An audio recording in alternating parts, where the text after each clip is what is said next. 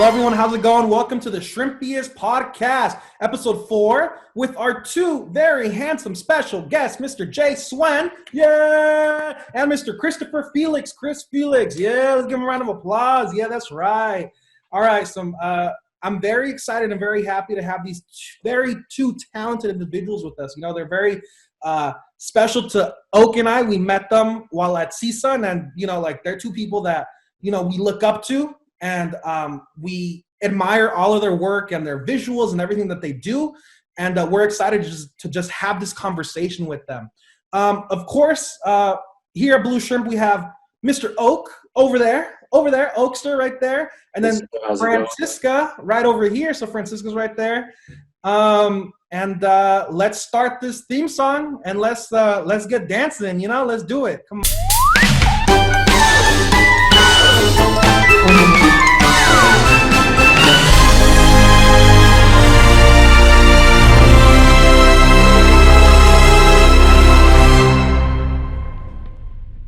And that's it. And welcome to the Shrimpiest podcast. All right, everyone. Well, I'm really happy and I'm really excited that I finally got to, you know, have both Jay and Chris on here with us. You know, these are two very busy people. You know, they're very busy people, but I love them both. You know, like I said at the beginning, like, these are two people who from the get-go, from when I met them at CSUN, they were people who just instantly inspired me, right? And first off, I want to talk to Jay here. Jay, one thing that we want to start doing here at the podcast is just kind of talking about where you were born, raised, you know, just how you came to be. So you want to go ahead and start for us?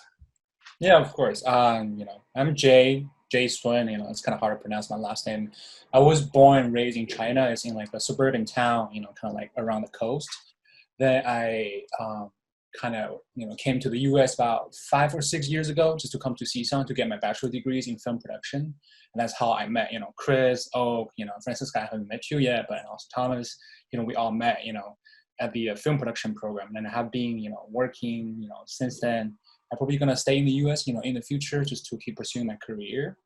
And yeah, you know, that's pretty much it. Straightforward.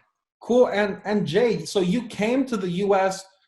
strictly to study film production or just to get your education at a university out here? Or what was that for?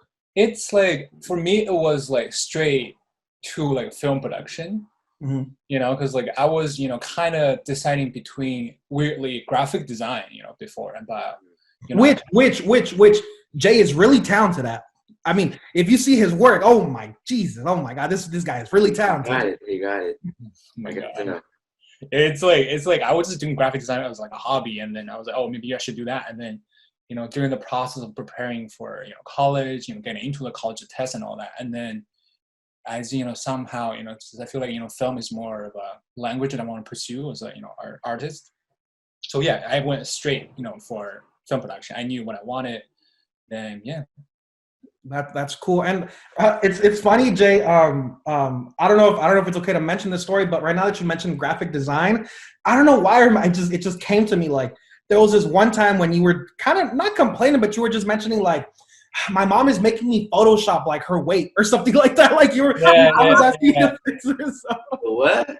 Yeah, it's like it's funny how I started as, like, you know, graphic design is because, like, my mom, you know, when I was, I think, 12 or 13, she would make me Photoshop, you know, just to make her look pretty, quote unquote. And then I was just doing it just for fun. And then at a family party, I remember I did like a face swap between my aunt and uncle. And this, you know, kind of used like those Windows, like pictures. I forgot, like the little thing you can draw, you know, you can still clip the early, you know, I didn't have Photoshop back then. And then it looks like really funny and everybody was, you know, kind of laughing about it. I was like, oh shit, this is kind of cool. And then just start I'm going to learn more, do more funny shit. And then just somehow kind of pivot into kind of graphic design, like a really early age. And then I've been, you know, I was able to kind of make kind of money when I was like really young, you know, high school, middle school, doing graphic design, even though it's not like professional, you know, but still just, you know, kind of fun. And then, yeah, I mean, that's kind of how I got started. It's kind of a weird route. Well, that's really interesting. And Jay, I met you, bro. And I don't know when you met Jay, but I think I met you in 250, bro, or Was it 250? It was one of the early classes, bro. I think And so. I think so. It's very early. but basically, bro, the reason I remember you is because you went up to the class and you asked the class that you were looking for PAs for your film Philharmonic. And I remember you went up and you talked about it a little bit and you said, if anyone's interested, to please let me know.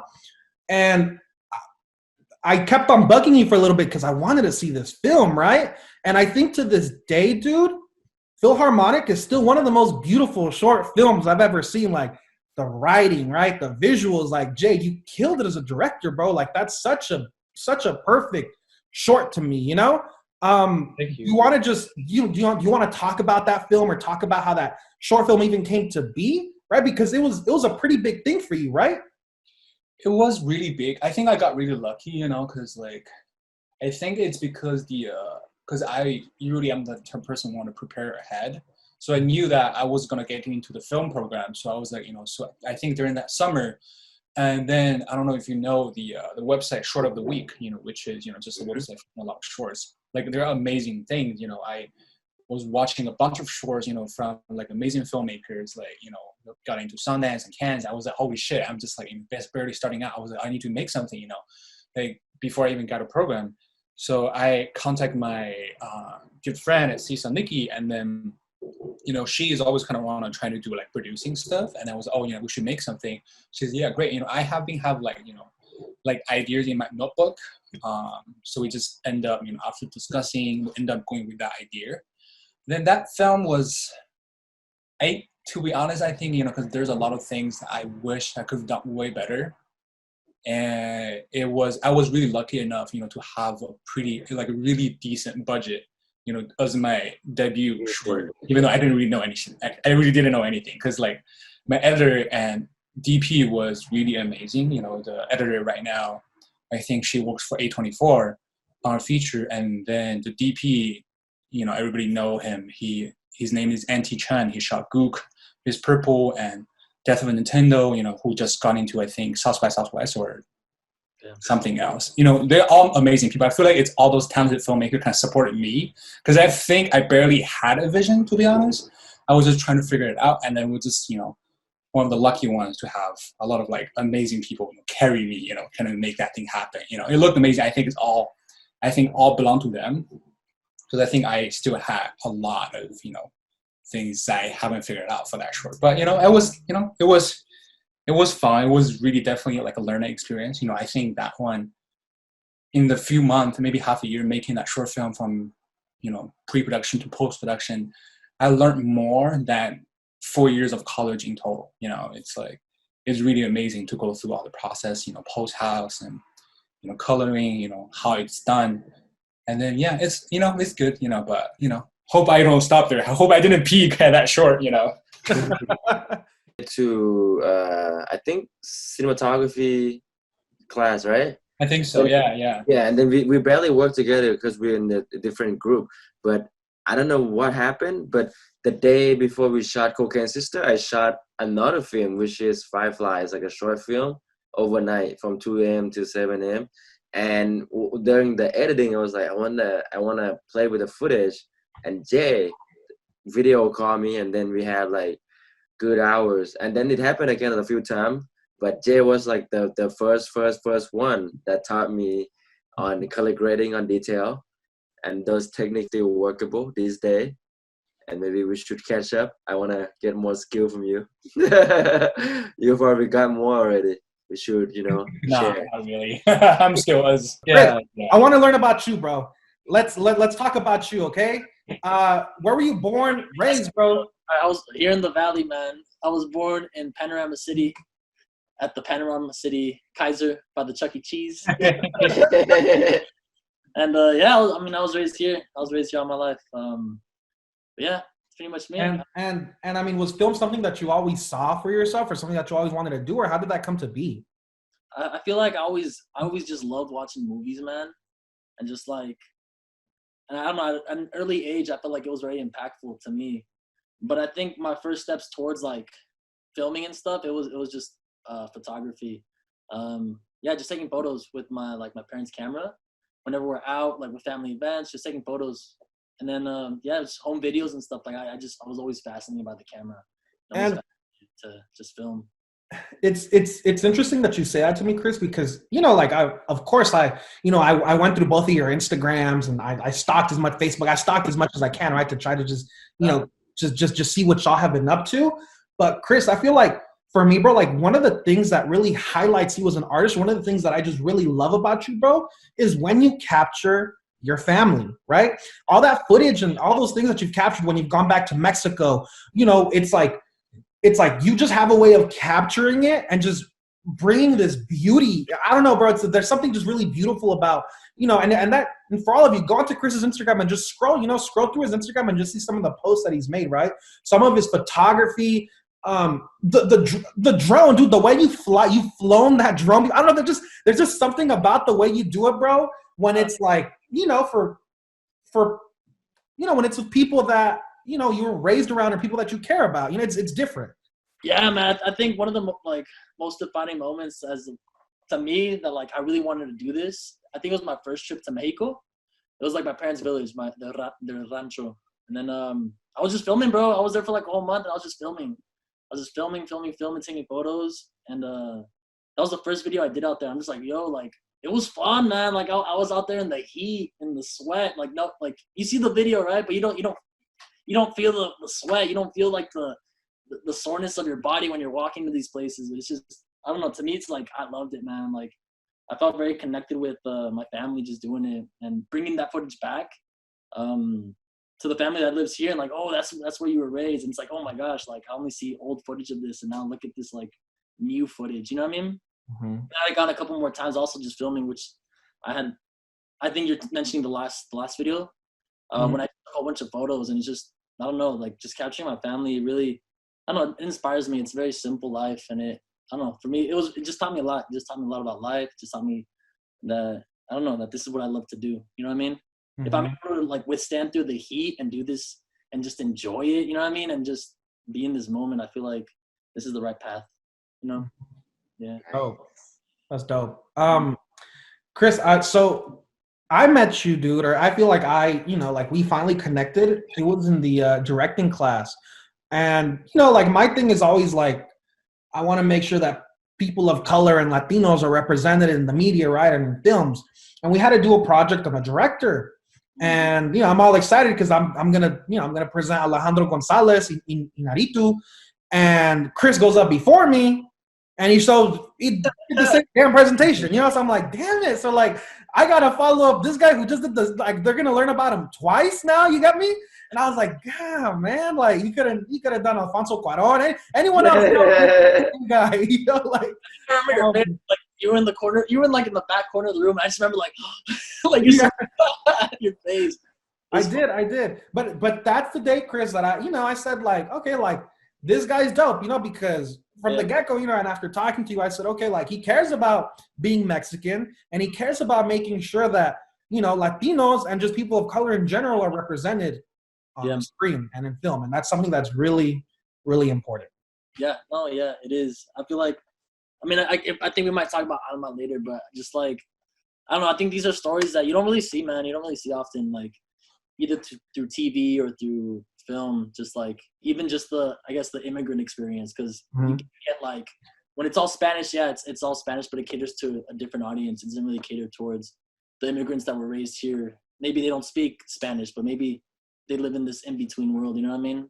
And just seeing those stories, I think right now we're seeing a lot of it, we're seeing some come up, but yeah, those stories, I feel like.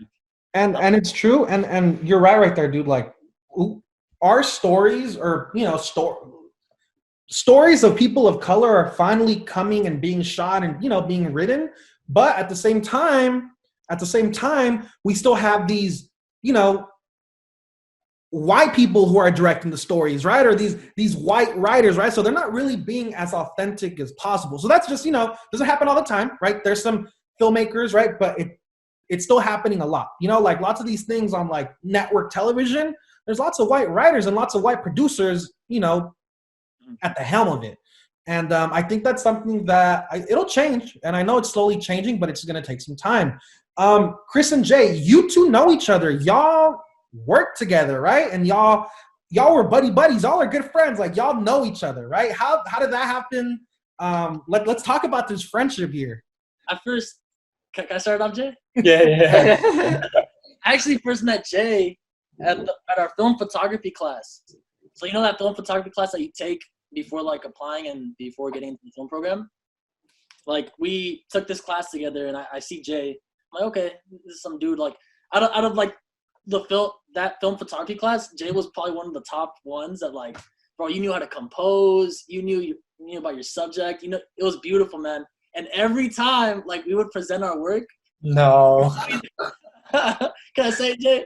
Yeah, I knew you were gonna say that. It's fine. Oh, this is when I realized, yo, it's like this guy's serious, man. And sometimes I guess it's hard to spot when people are serious about their work. But from day one, Jay would like, we would showcase our photography, right? And he would have like an essay written about his work and like what it meant to him and how it came to be. I'm like, wow, like this man like really cares about what he's doing, and this man really like he really cares about his artistry. And I found that it was inspirational, man. Just watching you through that class. And I never, to be honest, I never knew I was actually like talk to him after that class. But then we ended up working together in the student body, so in AS, doing videos together. And to me, that was such a great time just to actually like meet Jay, talk to him more personable, and just become, I guess that's when we got a lot closer.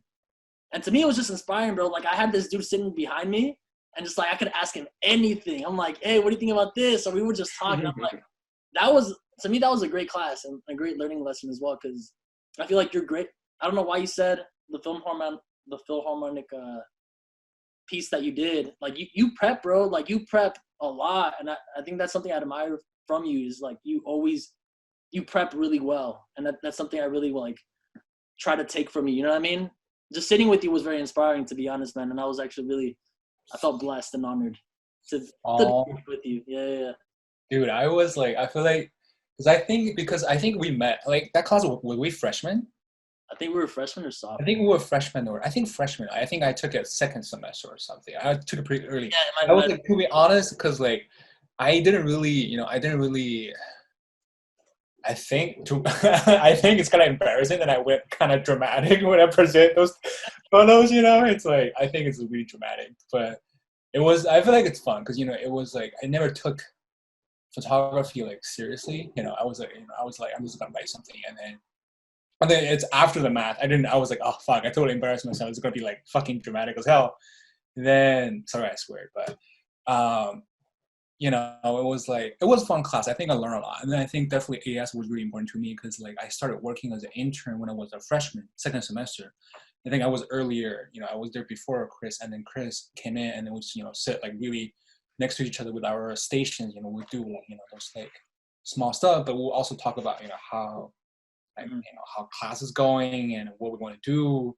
It's just like really kind of like chill, like collaborative and creative like environment. I think it's really nurturing.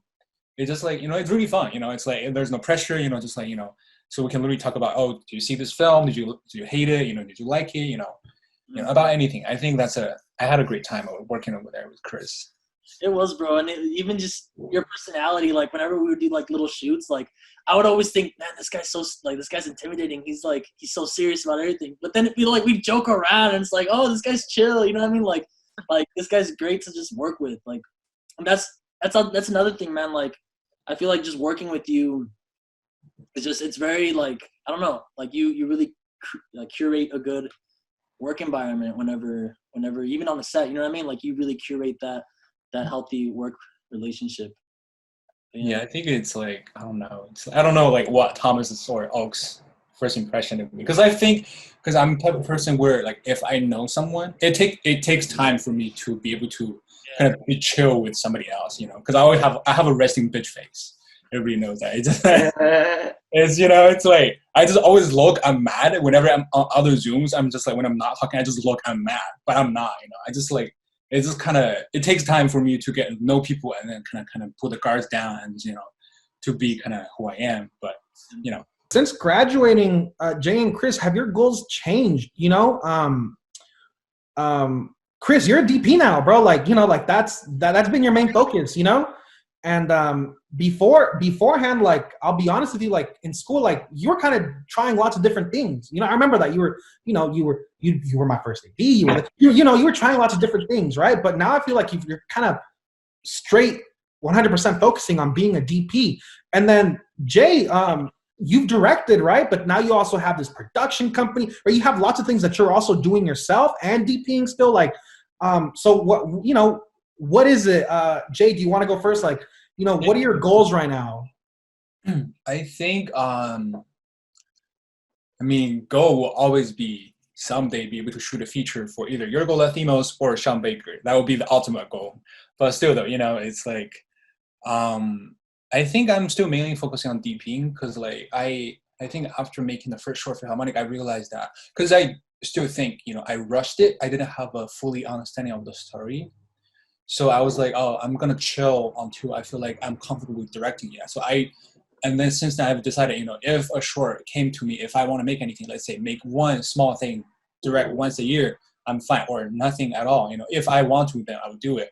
So I'm not forcing the directing because I don't think I have, enough sensibility yet, for myself, to be able to be a good director. So I'm just, kind of trying to focus on DP, as an early, really kind of struggling, upcoming DP, just trying to observe how other people do things and then try to, learn from life experience, I guess, and then at the same time, we do have this little production company that we're trying to do, just to have an umbrella and then just provide some support for like-minded, people of color or queer cinematographers, and then so I'm still thinking, kind of focus on DP for the maybe next 5 years, and then who knows what's gonna happen. Yeah, of course. And so Jay, so Peregrine Collective, that's your production company. Yes, correct. Yeah, and then how did that come to be? How did it form? It was really because when you first start making independent short film or music video or anything else with people, like, because everybody else is inexperienced, or somewhat experienced, you have to, as a DB, sometimes you do a lot of other things. Almost like you're directing and producing at the same time, putting everything together. And then I've always had this page on my website called Peregrine Collective. It's like a name that I came up with when I was a sophomore. And then whenever, let's say, I'm working for a production that I'm using everybody I know, I'm putting all the research, basically I'm producing, I call our team Peregrine Collective, but it was never like a formal thing. And that's during the pandemic where, I want to take this seriously, just to have a, legal entity, will be easier, to not only for production, and also we'll be able to do more, because I do realize, because just having like an actual thing when it comes to negotiating with project and gigs, it helps a lot, and then it will also help you, let's say if you want to work on anything, get people covered with insurance, just it's a little bit easier. And then just building a platform, it's like a little community thing. It's still really small, barely starting out. But, I just think I think that's where it's heading, because I will want to kind of make our own content, produce our own videos, kind of short films in the future.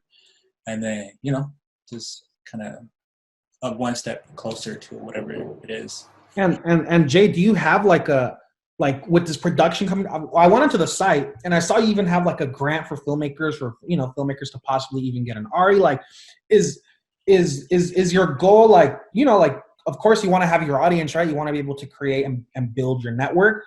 But at the same time, like, I feel like one of your main goals, you can see it the moment you hop onto your site, is that you're trying to really help like these new filmmakers. Because I think all of us probably, all have the same experience.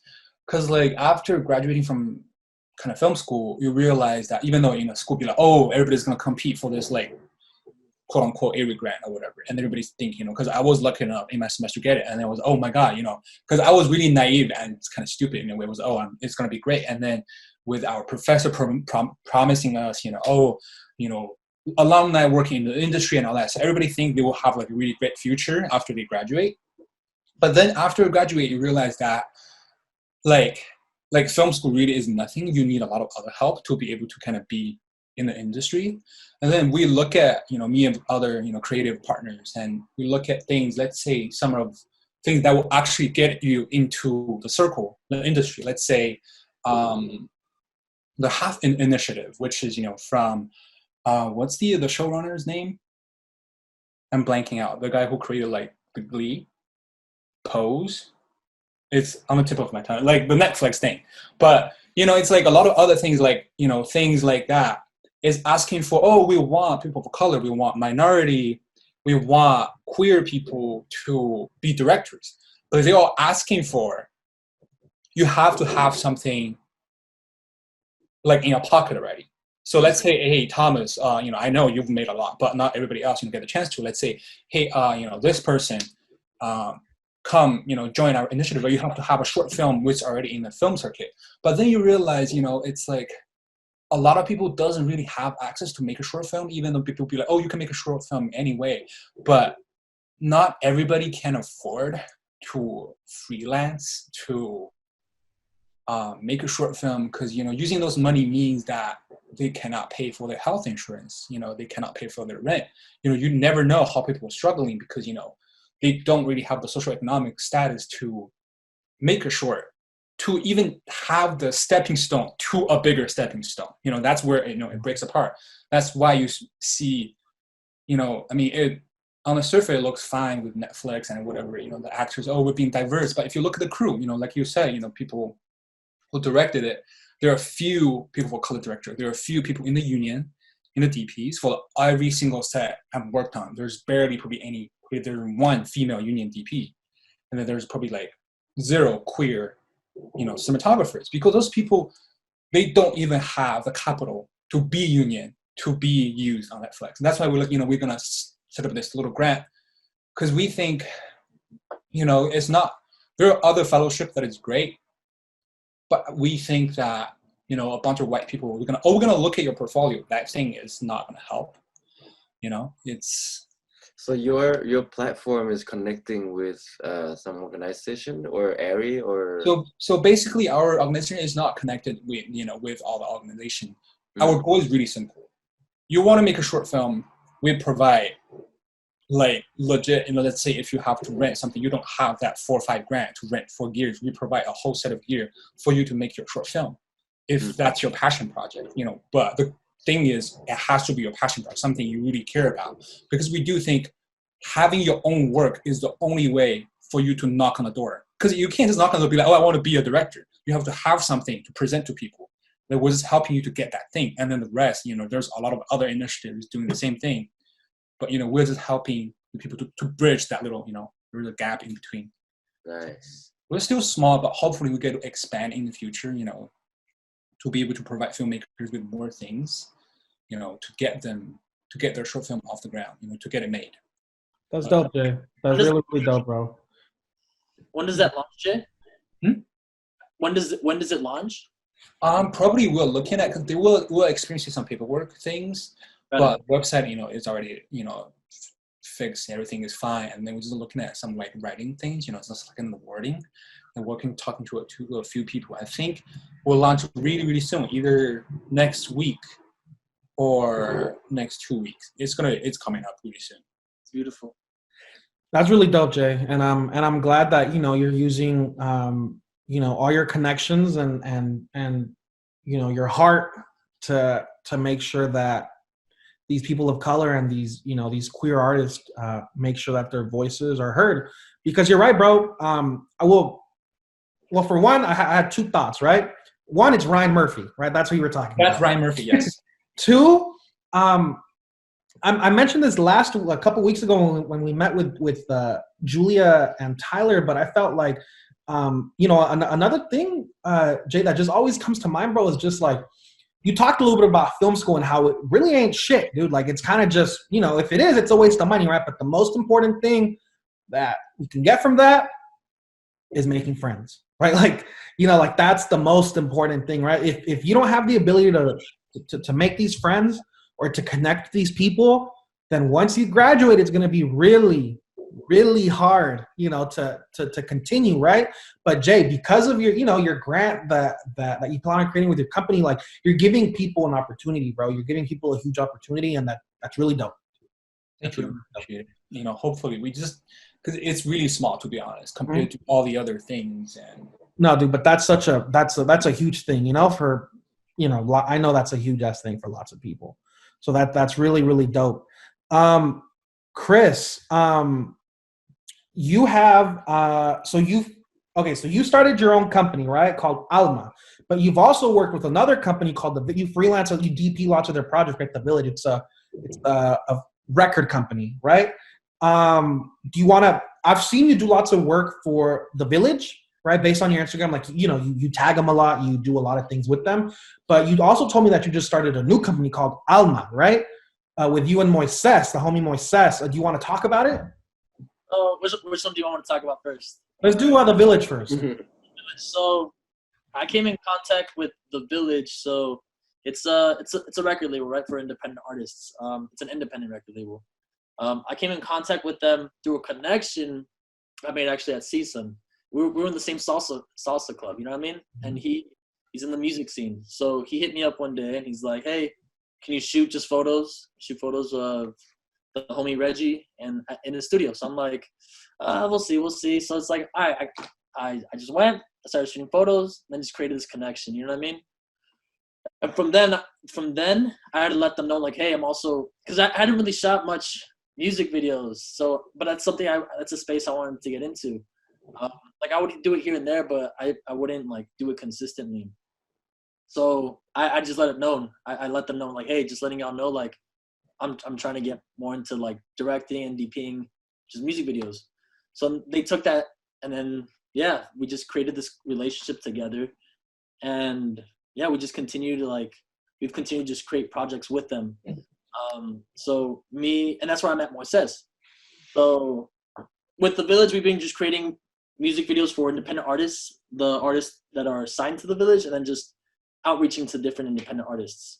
To me, that's been very helpful or beneficial for me, just because it's really made me just work on my networking, right? Because that's a big thing, creating these relationships with people, like working on this network, now networking, especially in this level, like building these relationships and building that trust with them as a creative, and so that they could trust me with any creative decisions.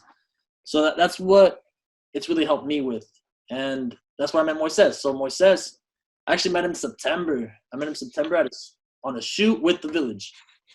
And from there, we just clicked, man. We just clicked, and we're like, damn, he was Mexican as well. And then we just bonded on that aspect as well. And we went out to eat one day, and we just started talking about the types of stories we want to tell and the types of like where we're from, you know what I mean?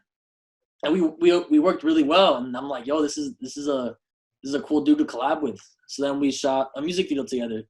That's Lonely. It was Lonely. And and from there it was like, yo, why don't we just collaborate and create this thing that we essentially just tell stories and potentially, no, not potentially, but and lift Latin voices, right? So that's one thing I'd want to do.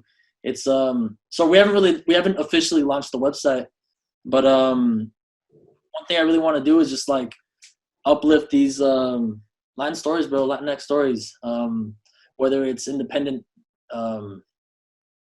artists, music artists, whether it's businesses, because that's one thing I don't just want to stick to music videos. I want to do either it's commercial or promotional stuff in Latino businesses. So stuff like that, shorts, and create and have this basically house that we create all this work. Yeah. And I like that you say that, Chris, about lifting Latino businesses, because I think that's something that's really important, just lifting businesses for, people of color. Oak right now has been working on about 35 different commercials for 35 different businesses in Thai town, and he's doing that for pretty much free, right? But why though? Because he cares about these restaurants and these other, right, Oak? Yes, sir. So I really shot for 35 restaurant, I already edited and color graded and did everything for 10 of them. It's already available online. It's nothing fancy about those video, but it's just, a commercial for mom and pop restaurant that never ever thought about making a marketing or video. And I end up just I had a bad time with them dash. So it was like, I'd rather do some good shit with, my community. I want to create like a dome and grow together. And yeah, that's why I help them. Yeah. And, Jay, Chris, Jay, I'm really excited to see, what happens with your company, and then Chris too with Alma. I'm really excited to see what y'all do. At the end of the day, we are creating our own companies and stuff. But at the end of the day, I know that I can always reach out to Chris, Jay, Oprah. I know that I can always reach out to all of you, right, for anything that I need. Chris, one thing that I find really interesting that I wanted to bring up is how you got into DPing, bro. And how that's your main focus right now. Let's talk about that. I don't know. I feel like I've always wanted to do it. I've been dabbling a little bit in directing too, but I feel like camera's always been something I just loved. But I guess during school, I feel like I was very I wasn't as confident with myself. You know what I mean? And I think that really affected me. And because there was a lot more stronger personalities or people that were more confident, more willing to step up. So that's something I didn't really have that confidence back in in college to be yo, let me shoot your stuff. So I'm yo, how am I going to call myself a DP? You know what I mean? Just even calling yourself a DP, the confidence to do that. Cause it's intimidating at first, but I guess, like I said, when I, even working with you, Thomas, cause you'd always yo, let's go shoot this. Let's go shoot this. You know what I mean? Just building that confidence to just say yes to more work and being confident in myself and yeah, I can do this. I can do this. So same thing with the village, being confident with being assertive and saying, I want to do this, and just building that trust in the creative environment. A comment for you, Jay, I noticed that you give back a lot, and I wanted to connect this earlier with what Oak said, right? You're a very giving person, even willing to give Oak, your time to show him how to color grade at the beginning. Why do you do it? Why, and I've noticed that with you with lots of other things, right? You constantly give, bro. You give your knowledge, you give things, right? These things to people so that they can take on and, use on their own. Why do you do that? Why is that why is that something that's so important to you? I feel because to be honest, I barely, I don't think I'm doing enough. But I think there's something, one of the mentors I have is that you have to really understand there are so many opportunities outside, and what I want and what you want is completely different. It's there's everybody can be a DP, and then you want to shoot music video, and then I maybe want to shoot dramatic fashion film. Everybody wants different things, and then you really have to help each other out, because it's really rare for people to survive, in this thing, if we don't really support each other. And another thing really, kind of inspired me to teach other people is that I think a good friend of mine, Ben Hernandez, everybody, you all know Ben. It's funny because he is literally on your short, Thomas, when you were shooting, I forgot which short, and then Ben was first scene for you. And it's on that set that he taught me how to use a light meter. As the basic skill as a DP, and he taught me very patiently, because I didn't know anything, to be honest. I was asking, and then he taught me how to use a light meter. And then, there's no way you don't know how to use a light meter as a DP. And then he taught me that. I would just feel really grateful. And I was if it's not him, I will never. It's probably going to take me longer how to know eventually how to figure it out. And I do think it's really empowering. Just because there's no point of, I'm not going to tell you how I do that. There's no point of doing that, because even everybody holds the same skill. Everybody's style is different. They're not going to create the same thing. But it's just, it's good to teach each other, because that's how you learn from each other and, help, each other out, lifting each other, to survive this, which is already pretty hard. Mm-hmm. And I do think it's very necessary. Yeah, bro. And I guess my next question for you, Jay, is, can you tell us something you focus on when selecting the projects that you do DP, right? Because you've been DPing a lot, and I've seen, of course, also the work that you've been putting out. But how do you say yes or no to projects? Or do you say yes to everything? What is it? I think that's me. I think that's a downside of me because like I am, I say too many no's to be honest. Because I think I'd rather because everybody works differently. Some people work by taking on a lot of projects by keep practicing, right? For me, I think I have a weird thing. I think DP improving themselves by not DPing. It's the things, it's the in-between project, the book you read, the museum you went to, the film you saw, and the painting you saw that will make you a better DP on the next project. Because like to me, if I constantly be working and I would just feel like really fixated, in really caught up in daily, coordinating, then I won't have time to reflect on anything or learn anything new. And then when I'm saying like, looking at project either, or if I take on a project, if they have a lot of money that will allow me to use things that I have never used, to learn a tool. Let's say this project it's kind of okay, but it's gonna give me opportunity to work with some of the gears that I always want to try to learn as a tool. Then I will take that. I'll eat it. I don't care. I'll eat it. Or if the director and the team is really bold in their voices, they're willing to explore. Because I don't like working with people who is really fixated on one idea. I like a collaborative, like bounce ideas off. If there's room to push it. Because like I think that's where it came from. I don't really mind if I'm working for free or really low budget, as long as there's creative freedom, like room for me to play with. Like I'm down for that. I think that's my kind of only criteria. And then and just make sure to have time for yourself, to learn, to relax, and to not die. Take care of your body. That's really good, Jay. I think that's like the most important as the DP, to improve by not doing it. Because I always heard people like, yo, we're gonna shoot new gear, we're gonna swing new camera and do this and new. What the fuck? There's good stuff like painting and museum and good art and good time. Yeah, it's like there's a trend you see in music video. Meaning music video is like, I think I still don't have a fully understanding of it. You can see that this video would do something cool. For example, 2 years ago, Quasar tubes. One video I have it, and then there's like a million different DP. Oh, let's do this, and then everybody would do the same thing. Everybody is copying each other and is constantly in this like hustle is good, but constant hustle without stopping or thinking, I think it's not.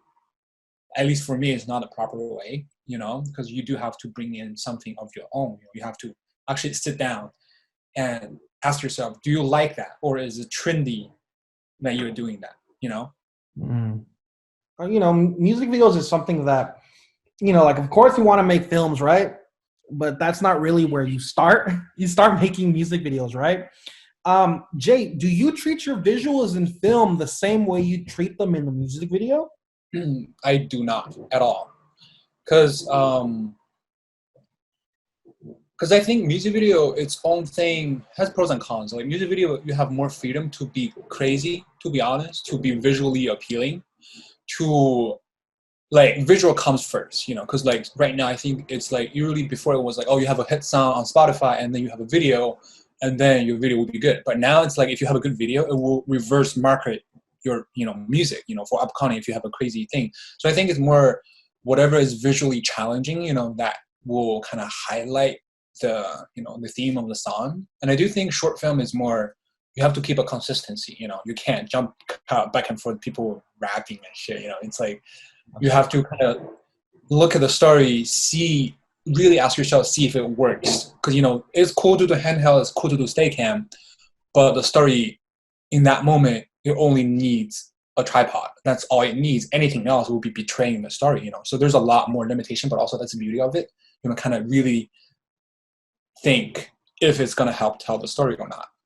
And the music video, you can just be more free and kind of play around with different toys and all that. Was it 2 years ago already when we shot Tata? Has it been like January? Oh, shit, Tata. Yeah, Chris, you wrote you want to talk about it? You wrote a script. Yeah. Tata. what's it called? Yeah, so I guess I wrote a script. It was meant to be for like the pitch for the senior thesis. Then I shortened it down after the fact. So I shortened it down. I'm like, hey, I still wanna film it. So essentially, it's about this child that loses their pet goat, and they go out to find it to bring it back to their dad. So yeah, I wrote it, and y'all helped. Like it was a really fun process. It was a really fun process. I definitely learned a lot about just, I guess, more prep. You know what I mean? And just like really looking into like every aspect in it. You know what I mean? But I'm really glad, and I feel blessed that y'all really helped me out. JDP'd, Thomas, you produced, Oak. He did sound. Yeah. What the hell? What did they do? Yeah, you did What's AD? sound. You did. Yeah, you AD'd. You did AD, yeah. sound, and you were the goat wrangler. Yeah. It was beautiful. Behind the scene and sound and whatever. Now that's the thing. It was us four, and it was like maybe 2 more people, Yuda. right? That was it. Yuda. So, And Jayuda, yeah, that was it, yo. Like that was it, and it was a fun weekend in Paris, right? We chilled right there. We're with my family. We're with the goats, and it was a good time. I want to do it again. You know, we got to do it again. How did we drive to the place? Then we just like slept for 3 hours. Then I remember that. then we got to shoot. Yeah. Fun. It was definitely a big learning experience. But I mean, yeah, it was just beautiful doing it with y'all. You know what I mean? Yeah, and we'll do it again. So for the past year, we've been kind of in this pandemic state, right, where everything just kind of shut down. How did you both keep your artistic vision alive during this, during these moments of having to stay at home, right? Jay, was there a time when you just stopped completely, then you came back into it? Were y'all scared? Like what was, I know Chris, when me and you were talking, like we were very distant. Me and Chris weren't really meeting up like that because of the virus. Like, I know lots of things were coming up because of it. Jay, how was it for you? I think for me it was a big hit because during pandemic, music video production was still on, but before that I was almost 100% a narrative DP, and then all the narrative got every single job I've signed, because I think we started quarantine in March. Every job I have lined up in March, April, May, and June got postponed forever. They were still, they're starting to come back. So it was a big hit for me. So I didn't really work for a long time. But I didn't really have the mental ability to work anyway, because like the pandemic is already kind of getting people anxious. And I think it's something I'm still trying to figure out. I've been realizing recently, because I think, we all feel this pressure to be artistically consistent, to keep your artistic voice alive, right? And then, like, I think I talked to Chris about this before. It's like we see those few people who is working on Instagram, and then for DP, for directors, we kind of compare ourselves in pandemic. We want to not do anything, which is totally not our fault, to them, and then just kind of be like, oh, what can I do to keep my artistic voice alive? But when I think what I learned from pandemic, it's with artistic voice, it's like you have to kind of believe in yourself, kind of, you have to be honest with it. When you're not working, you're not working. You don't have to, kind of pretend to do busy work. It's fine, it's like, and then like, I'm still, in the process of unlearning, comparing myself to other people, trying to be like, oh, I'm going to keep my artistic voice alive. But, I think it's always stays in you, to be honest, but you just got to be, be honest with yourself. And then I think artistic voice does not, like I said, is not like you have to constantly work to have artistic voice. Even when you're watching something, talking to a family member, talking to a stranger, or take a quick snap on your phone of something you think is, fun to do with lighting setup. That I think that's all part of you growing as an artist. So I think, just for me, just kind of focusing on small things and be really honest with myself. Yeah, and you're right about that, Jay, because I hop onto Instagram, bro, and sometimes I see people doing this or that or this or that, and it's kind of like, well, what the hell am I doing? That's a toxic mentality, to be honest. It is, but it's something that we have to unlearn. But it's there, bro. Like, but that's the thing with social media and the damn phone. It's like we can't do any. I think it's always gonna be there, and for some, like we can try to get rid of it, but it's like the moment you see, like, damn, like I wish I could go do that too, or I wish I could, but it's, it doesn't always work It's like always that. gonna Like, everyone is on their own path. Everyone's on their own journey. Like everyone's doing as much as they can, at their own pace. And I think that's totally fine. But I do remember you posted something, what you just talked about. You posted something about that, right? And I remember, like, I read it and I said, well, that's Jay's fucking right. He's 100% right about that one. Chris, what about you? Oh, Jay's always right, man. What the hell? I guess at first it was like, yeah, it's that mindset of like, damn, what am I doing? You know what I mean? It's like, it was also, we just graduated. So it's like, okay, like, what are we doing now? This is post-grad, but not post-grad and just staying home. So it's like, what is this? What is this space? So I don't know, like from the beginning, it was just, yeah, it wasn't really shooting. It wasn't really doing anything. It was probably taking more photos, but like not really. It was just, okay, just staying still. I feel like, at least for me, I just moments with my family, like that's stuff I cherish. Like drinking coffee in the morning with my tia and my mom. Like I find that beautiful. Just like, That's beautiful. sit with them and just talk. And I'm just like, I'm just listening. I just love to listen how they, like, the way they talk and interact. And I feel that's inspiring. Little moments like that you just find inspiring, that you could potentially translate into your work. You know what I mean? But I think that's the blessing I feel like I've been seeing a lot. Just being with my family. It's like, you know what I mean? Because, yeah, I feel like the pandemic really showed us that life is fragile. You know what I mean? So sharing these small moments with your family or with the people you love. Yeah. That's been me. And both Chris and Jay, y'all just said beautiful last things. Those are gonna be perfect for the promos of this, so we can promote your guys' quotes. Y'all said dope things, okay? Well, we've been at this for a little over an hour now, so I just want to hit y'all. Oak, is there any other questions before? One thing we want to do at the end is just hit y'all with just a series of questions, and y'all just answer them, okay? But Oak, is there anything else you want to ask Jay and Chris before we officially end today's podcast? Well, maybe the catch up today is probably the best audience for this episode would be like people who really love film. I've been working something that pretty much out of range of being in the film industry. The thing that y'all saying, I basically haven't heard for a long time. I barely hang out with film people. These are like film people that I went to school with, and we are always film nerds. And I really enjoy talking with you guys. Pretty much just listening and get inspired. But thank you for sharing, thank you for your time. Thank you for your story. And I hope that we can really come back and working together, after the COVID, or maybe during the COVID someday, of course. But it's always a good time. Of course. Oh yeah, for sure. Like we gotta go to a bar or something like within the next week, okay, guys? Yeah, like the Zoom, it made me like, maybe I should step back and take a little nap or something. But if we meet each other, yo, what's up, James? Let's go. Shot. Let's go. Now I remember when Jay tried to show us like how to take people down to the ground at No. He almost killed me. I guess, and then one more thing, Francisca was our intern last semester, so she was interning for Blue Shrimp, and she helped us out, and she really helped. So we're bringing her on to do lots of other things with us. Francisca, do you have any questions for Jay and Chris? Like Francisca was on the last podcast, she's on this one. You're meeting.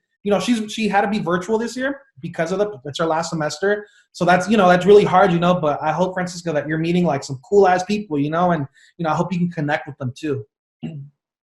I mean, I don't really have questions. I feel like you asked very well-rounded questions that just kind of inspired me. But like he said, I'm coming in very green, greener than green. I'm just about to graduate. I'm just getting like more experience here and there. So hearing you both talk about your work ethic and how you get inspired and how you both have like this sense of community, giving back, I just find that that's very respectful and very inspiring. So it's really cool to like sit in here and listen to you all speak about your work, because my background is more screenwriting, so it's very like pre-development, you know.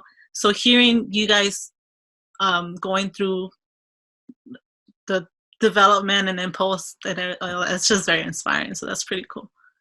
Yeah. So thank you for sharing your stories. No, thank you. Cool.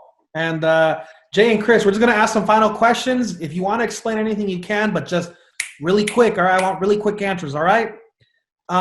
First one, it's award show season. Do y'all care about awards and being recognized? Damn. Wait, what? Oh, Your work being recognized? Sorry. Yeah. Like, do you like being recognized and being given awards for your work? Of course. like yeah. Kind of like, you know what I mean? It's just like I don't know. I don't know how to answer that question. Tempting. I mean, I like it too. I think everyone likes it. You know, like we want to keep on adding laurels to our things. You know, like it's not a bad thing. You know, like being a person of color. How do you make sure to amplify that in your projects? Do you want to go first, Chris, or? You want? I guess I don't know. Just making sure that we just I don't know. Like I think it comes natural just being Mexican, just to want to tell those stories. You know what I mean? So just a natural a flow of just seeing the people around me and wanting to uplift their voices or just showcase them and showcase that. So it's just I don't know. It's just a natural thing that I find I want to do. You know? I think for me, is that for crew, hire people of color as much as you can, because there are barely any of them, to be honest. Like even if you hire everybody, you're gonna still end up with 50% white people. And just take chance on them, because not a lot of them have the most experience, but they can learn, 100%. And another thing I've learned from a friend of mine is that I think something should be implemented, but not yet, is everybody's gonna respect each other's pronouns. I've heard that stories on that one set where the director is like, everybody's going to introduce you with your pronouns. And everybody's going to fucking respect that. If you don't, you're going to walk off set. And I'm not going to have you on my set. And I really respect that. When I heard that story, I was like, it's like I've never been on set where, people actually say that. Because, they are more, let's say, LGBTQ plus and, people, you just have to, respect them. You don't want to misgender people. I think that's another good thing to kind of be aware of, because it is very important you gender people correctly. If they want to be referred to, whatever they want to be referred to, respect that, and then hire them, give them chances. I agree. Thank you, Jay. Favorite film? One favorite film. One. One? Damn, that's hard. That's hard. I'm gonna do three. I'm gonna just do three. Hit me with the three. My top three is gonna be Into the Wild, Motorcycle Diaries, and then Nacho Libre. Like it's completely different, but Nacho Libre. Nacho Libre. Jay? Oh my God. Top three, I don't think I can articulate. I think like they're pretty even. They're like good in their own way. Billy Lynn's Long Half-Time Walk that everybody hates, but it's amazing. Everybody should watch it. 60 frames, right? 60 frames per second. Yeah, you gotta watch it 60 frame and 4K. It's its own device. It's its own thing. And I would say maybe Tangerine is one of my favorite, by Sean Baker. And then either maybe Dogtooth by Yorgo Latinos. I think I feel like they're all equal in their own way, but I love those films. Yeah. Advice to aspiring filmmakers. I always get hit up by a lot of filmmakers or college students, like messaging and asking questions and things like that. What is one piece of advice you'd give them? Don't be douchey about your knowledge. That happens in college. Everybody think they've made it. They're the shit. They have been on set, and they're gonna be like really douchey and performative about what they know, and then just kind of look down on people. Don't do that. I'm still struggling. Once you get into the real world, I don't think I have getting to the real world yet. You'll realize how much you still need to learn. Be friendly to your peers as much as you can, because they are the people who will eventually help you out and then help you to build your own voice. I guess to add on to that, it's just value those relationships. Like even the Thursday movie screenings that y'all would do at Oak's Place, right? Like those just building that relationship, because I think making sure that you guys are, I don't know, you guys vibe well as people and have these healthy relationships, that makes what you do easier, more fun, and just better. You know what I mean? So just value those relationships and building upon that. Mm-hmm. All right, y'all. Last one is one word to describe the impact you'll leave on the world. The impact I want to be, like, just honest. I don't know. I was gonna say that, Chris. No, you're not. No, I was literally thinking that. I was looking to the side thinking, I'm gonna say honesty. I was like, what's a noun for honest? Oh, it's honest. And then Chris is like, I'm gonna say honesty. Or That's cool. You can keep it honest. It's fine. Yeah, y'all can both be honest. I think that's really important. Other than that, I guess, Francisco, I want to ask y'all the same thing too. Just that one word. Not you're gonna pass me. Oh God. Can I go? I have one. Okay, y'all have one. Go. You go first. No, for me. Oh, go, Francisco. Go. No. You guys go. Maybe mine. I literally just got my first ever tattoo, and it says mindfulness, and that's like the most fundamental thing for my life and for everyone. Just be fucking mindful, and be fucking mindful, and be fucking mindful. That's it. A good one. Mm-hmm. That's it. Francisco. Yeah. Mm-hmm. I guess if I have to pick one word, it's like loving, kind, like just I'm gonna go with peaceful. Peaceful. Yeah. Nice. I think for me it's change. Like we need change in the industry, right? And it's been changing. But if we can all be a part of that change, I know for a fact that like our generation of filmmakers and artists, I think we'll go down in history for that, right? For changing how the world sees, people of color and each other. So thank you so much. And